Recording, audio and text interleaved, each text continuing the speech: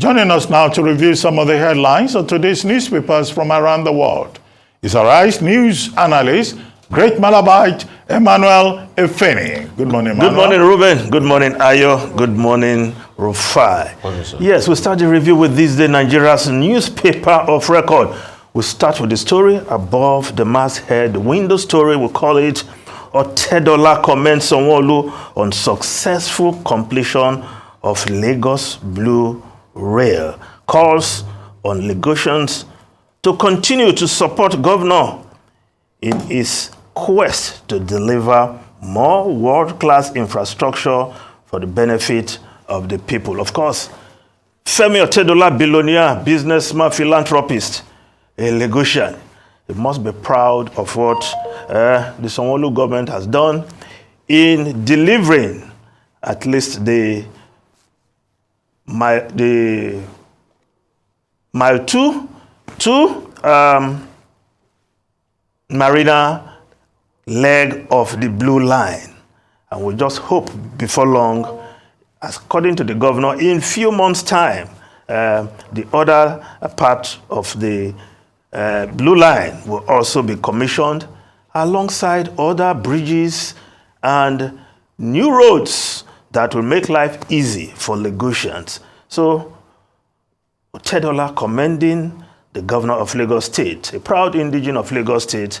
I'm sure he's taking pride in what is happening, turning Lagos into a mega city. But we must remind the governor, there are other small issues that make Lagos look like a slump, and they must also be taken care of. Now, the other story there, Tinubu 100, strong start, stronger challenges. Yes, today is 100 days of President Bola Ahmed Tinubu's presidency of his administration. Yes, he has taken some bold steps, started strong with a courageous move to remove fuel subsidy from day one on Inauguration Day. And thereafter, he has taken a number of actions. One can safely say, well, this government hits the ground running, but there's another leg to it. But first, the actions the government has taken thus far, of course, fuel subsidy, the peak of the pack and the impact of that we are feeling. Forex unification, aka harmonization of the exchange rate, aka floating of the naira. And the naira has been depreciating. But there's a modification. The Minister of Finance and Coordinating Minister for the Economy has said what we have is managed float, because there will be some intervention at some point so that the naira does not continue declining until it gets to 1,500 naira to the dollar. Removal of the central bank governor, a key highlight of actions taken by the Tinubu administration. Now, the removal of the EFCC boss is one that will put a question mark on how this government intends to fight corruption, because the boss of the EFCC is in detention, the former boss, or the suspended boss, because he has not been formally removed. The man there now is in acting capacity. Now, what will happen thereafter remains to be seen. But it is instructive that some of the persons the EFCC boss then accused of massive corruption are sitting pretty as cabinet ministers. Does that say anything about how to fight corruption? Maybe yes, maybe no. How the Tinubu administration will fight corruption? Of course, abolition of support for professional bodies, sack of Buhari's appointees on boards of government agencies, signing of the electricity bill, of course, signing of the students' loan law, which are now operational, inauguration of committee on fiscal reforms, the direction the government wants to go, get in more tax revenues without necessarily multiplying the taxes. That's the duty of that committee. And, of course, bringing more money into the coffers. Recall of ambassadors, a major point. Those ambassadors must be back by October 31. They are now packing their bags and baggage to leave their posts, both career and non-career ambassadors. Well, it has been said by some that perhaps it was too huge to just remove all ambassadors in one fell swoop. Usually you remove the non-career ambassadors first. When you replace them, then you look at moving the career ambassadors. But that is the way the Tinubu administration has dealt with the matter. Of course, the challenges that come with some of these decisions, rising inflation, the high cost of petrol, many people have since packed their cars and resort to public transportation. Of course, spike in the living costs, the pandemic of empty pockets, worsening, the shrinking household income, because the income, the money, the take-home pay of many families cannot take them home throughout the month. Of course, the FX crisis has not disappeared. There's still scarcity of the naira. Of course, the widening gap between the I&E window and the parallel market, still a major concern. And if we look at the Business Day newspaper, it's reporting CBN to clear FX backlog in 2 weeks. The Business Day newspaper there refutes, the CBN is refuting JP Morgan's debt.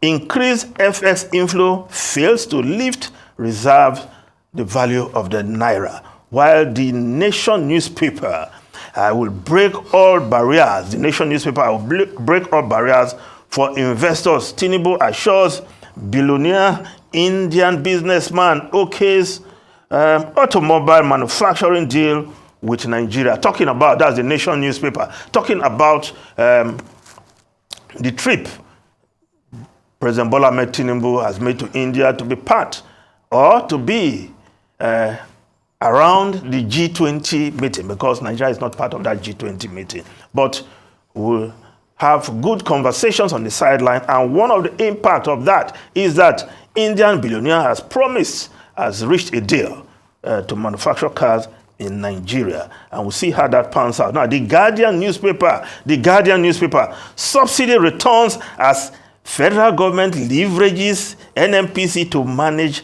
market shocks. Rufai, you've been shouting about this, that you see how it will go. Now, with crude oil price hovering around $90 per barrel, definitely the price of petrol in Nigeria will have to change, unless the NMPC, as this report is saying, is going to manage the shocks.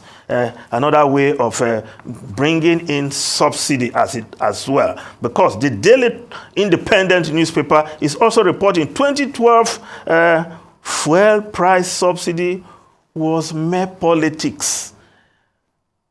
Dr. Kayode Fayemi, former Ekiti State Governor, making that statement yesterday. And former President Goodluck Ebele Jonathan was sitting right there. I'm sure he will just be giggling and smiling at these politicians. So look at what you did to me. But now we know better.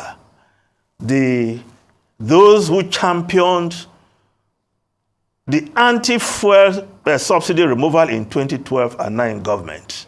And they are singing a different tune.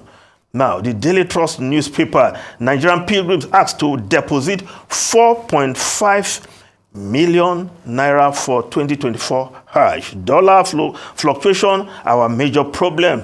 NACON and Nigeria may not fill Hajj slots. Provide support to pilgrims. Sheikh Fahd. Well, as I always say, pilgrimage should be a personal matter, whether most Islamic or Christian. Governments should not be funding pilgrimages. Allow people to carry out their religious obligation from their pockets, as it were. Now, let's look at the Punch newspaper. Yes, the story of the day. presidential poll. Heavy security as tribunal decides Atiku Obi's petitions against Tinubu. Police block entrance to Court of Appeal. Warn politicians against violence.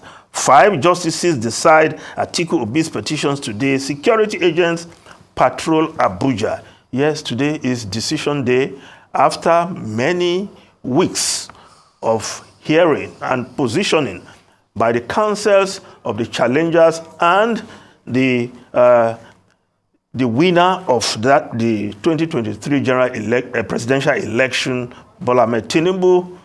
Of course, today, the justices will give their verdict.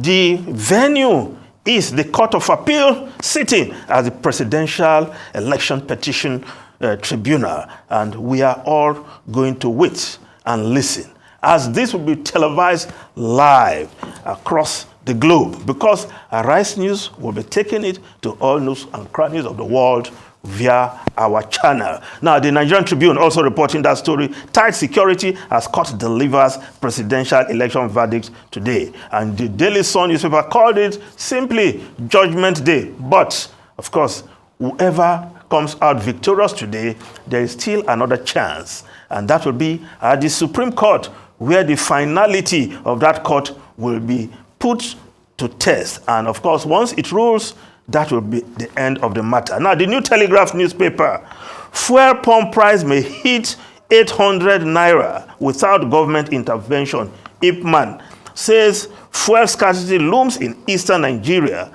Oil prices rises above $90 per barrel. Market experts predict oil price to hit 100 naira. Ruben, Rufai, and Ayo. Well, very briefly, we seem to have run out of time. But 2 stories that you brought up that could be tied together. 100 days of President Bola Ahmed Tinubu in office. This day newspaper reviewing that extensively today states strong start, stronger challenges, tension-soaked, action-packed. Okay, and you look at most of those issues that you have raised. The question that remains is that the 100 days of Tinubu in office is coinciding with the moment when the Election Petition Tribunal is giving its ruling. So we go back to that original point. Given the extent, of those programs that you outlined within the 100 days, you see that the government is already on the ground, right? I spent 100 days. Firmly on the ground. So those who keep arguing that you have to take a second look at the adjudication of election petitions, they seem to have a point. There are cases in 25 other states, all of this to be determined within, between now and September 16, in line with Section 285, subsection 6 of the 1999 Constitution. So when the government is already sitting down and already going to India to shake hands, is already in charge of ECOWAS, is going to France, is going to African Union and all of that, then you say you are giving verdict. Yeah. However, it's not over. Section 285, subsection 7 of the 1999 Constitution says the Supreme Court still has 60 days to determine appeals arising therefrom. So this is the conundrum that Nigeria faces today. And the bigger question is, why did President Tinubu travel for a program that will start on September 9? He traveled on September 4. After all, they said the G20 conference to start September 9 to 10. Yeah. He has gone since September 4. Is it a strategic move not to be at home on a day that verdict to be offered, so that if it favors him, he comes back and Lagos Airport, Abuja Airport will be filled with all kinds of professional sycophants who will be serenading him.